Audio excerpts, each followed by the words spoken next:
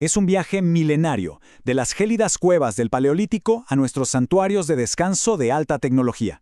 En esta exploración descubriremos la historia de nuestra comodidad, de cómo aprendimos a sobrevivir y de cómo, paso a paso, transformamos esa misma sobrevivencia en un verdadero refugio. Imaginemos esto. 300.000 años atrás, el clima en Europa es absolutamente despiadado. El frío literalmente corta la piel. El fuego por sí solo no basta. Se necesita aislamiento extremo. Allá en Schöning, en Alemania, nuestros primeros ancestros ya desoñaban osos de las cavernas. Y ojo, el objetivo principal no era la carne, era sobrevivir a esos inviernos mortales. La prueba indiscutible está en los huesos. Hay cortes finos y súper precisos en las patas de los osos. Son áreas que casi no tienen carne. Esto demuestra una técnica de desollado muy cuidadosa. Lo que realmente buscaban era ese denso pelaje de invierno. Esa doble capa de pelo que funciona como una cámara aislante natural. Pura tecnología de supervivencia. 1. Sobrevivir al frío extremo. Pensemos en lo dura que era la prehistoria. El suelo era pura piedra y hielo.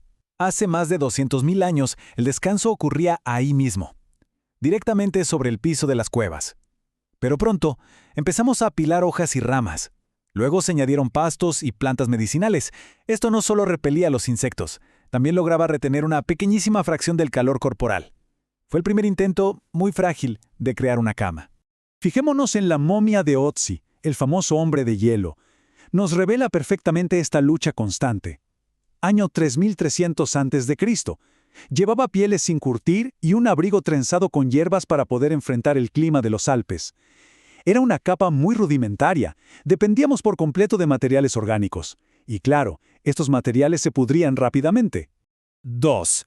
La evolución del curtido. Había que encontrar la forma de superar el uso de pieles crudas y malolientes, y entonces ocurrió, un verdadero milagro de la conservación. Alguien notó que al exponer las pieles al humo duraban mucho más. Al dejarlas reposar en pantanos llenos de taninos vegetales, la putrefacción simplemente se detenía. La química natural entró en acción. Así nació el cuero, un salto tecnológico absolutamente monumental. Este descubrimiento rápidamente se transformó en toda una industria. Para la Edad Media, el curtido ya era un oficio sumamente organizado. Gremios enteros dominaban las zonas cerca del agua. El cuero se convirtió en el pilar fundamental de la ropa civil y de la armadura militar en Europa.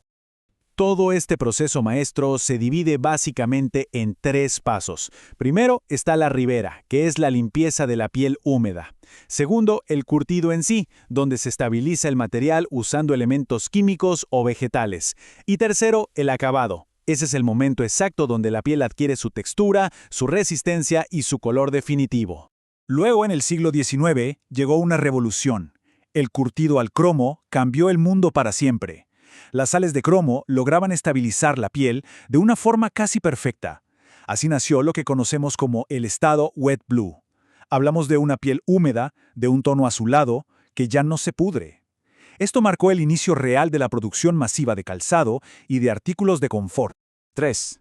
El oso como símbolo.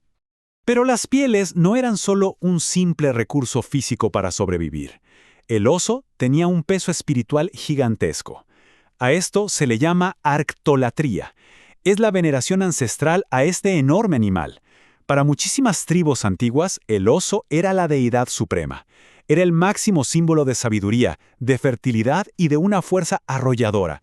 Era, literalmente, la conexión más primaria con el poder salvaje. Y esa misma furia se invocaba en tiempos de guerra. Pensemos en los berserkers nórdicos. Estos guerreros devotos del dios Odín iban a la batalla vestidos exclusivamente con pieles de oso. Entraban en trances que parecían casi psicopáticos. Aullaban y mordían sus propios escudos. Canalizaban ese salvajismo puro para volverse fuerzas incontrolables en el combate. La historia, sin embargo, nos muestra un contraste brutal. Por un lado, pueblos originarios como los Ainu en Japón criaban cachorros de oso con una veneración absoluta. Eran deidades vivientes. Pero por otro lado, Roma y la Edad Media trajeron la crueldad pura. Osos encadenados, animales forzados a pelear o a bailar en plazas públicas para divertir a la gente. El gran rey del bosque, reducido a un simple espectáculo. 4. De pieles a camas. Toda esta evolución del abrigo animal guió a algo fascinante, la elevación literal de nuestro sueño. En el año 200.000 a.C., dormíamos sobre hojas en el piso. Para el año 3400, los faraones egipcios ya usaban bases de madera para huir del frío del suelo. Roma añadió las plumas, y ya para el siglo XV, la élite europea empezó a construir estas camas monumentales con doseles gigantescos, todo para conservar el preciado calor.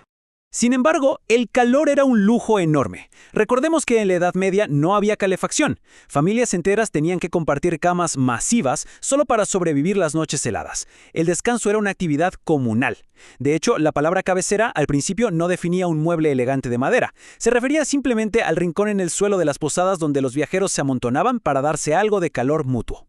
Y la higiene, bueno, era una verdadera pesadilla. El mismísimo Leonardo da Vinci se quejaba amargamente de tener que dormir sobre los despojos de criaturas muertas. Es que los colchones del Renacimiento rebosaban de heno, lana y paja húmeda. Eran los imanes perfectos para ácaros, pulgas y roedores. El lecho de descanso era, literalmente, un nido de plagas. 5. El descanso moderno. La revolución industrial fue el gran punto de inflexión.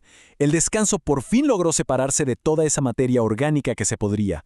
En el siglo XIX surgieron las camas de hierro fundido y los colchones de resortes. El hierro no atraía insectos, claro, y los resortes no acumulaban humedad. Por fin, el confort higiénico y limpio se volvió verdaderamente accesible. Luego, el siglo XX llevó el sueño a un nivel completamente distinto. La cama dejó de ser un simple mueble en la habitación, se transformó en una ciencia. La industria empezó a aplicar ingeniería de precisión. El objetivo ahora era alinear la columna vertebral, regular la temperatura del cuerpo y, en definitiva, optimizar nuestra salud a través del sueño. La innovación aceleró su ritmo a fondo. En la década de 1930, la espuma de látex trajo esta nueva suavidad elástica al mercado comercial. Pero los años 90 marcaron lo que podríamos llamar una revolución espacial. Apareció la espuma viscoelástica. Fue creada originalmente por la NASA para aliviar la presión de los astronautas durante los despegues. Así que, de pronto, esa misma sensación de ingravidez del espacio aterrizó directamente en nuestros dormitorios. Hoy en día, la cama es muchísimo más que un refugio contra la intemperie. Es una cápsula de recuperación totalmente personalizada. Pasamos un tercio entero de nuestras vidas en ella, recargando la mente, restaurando nuestras células y recuperando nuestra energía vital para el día siguiente. Es un viaje asombroso de 300.000 años. Pasamos de buscar algo de calor en el pelaje ensangrentado de un oso cavernario a flotar sobre tecnología diseñada por la NASA. Y sin embargo, en esta época, a menudo invertimos mucho más dinero en un teléfono inteligente que en la base misma de nuestro bienestar físico y mental. Entonces, ¿valoramos realmente el milagro de nuestro descanso? Una pregunta muy interesante para reflexionar esta misma noche, justo al apagar la luz.